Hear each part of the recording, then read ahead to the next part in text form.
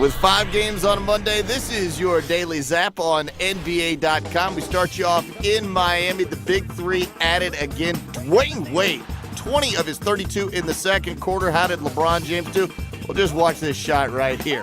LeBron goes for 20 points and 7 assists, but one more look up and over the backboard to beat the shot clock buzzer. That's just typical LeBron James.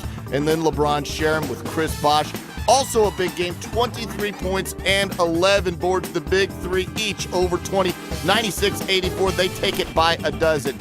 Indiana in Chicago, Carlos Boozer, a season-high 18 boards. He also had 22 points. Derrick Rose, of course, Derrick Rose with Derrick Rose.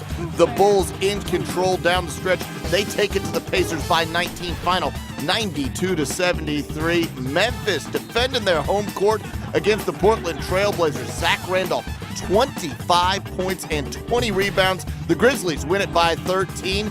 The Dallas Mavericks, a 12-game winning streak going into the game tonight against Milwaukee, but the Bucks come from 20 back to win it by 4. Final score 103-99, and the late game, Utah hosting Golden State. Deron Williams unstoppable.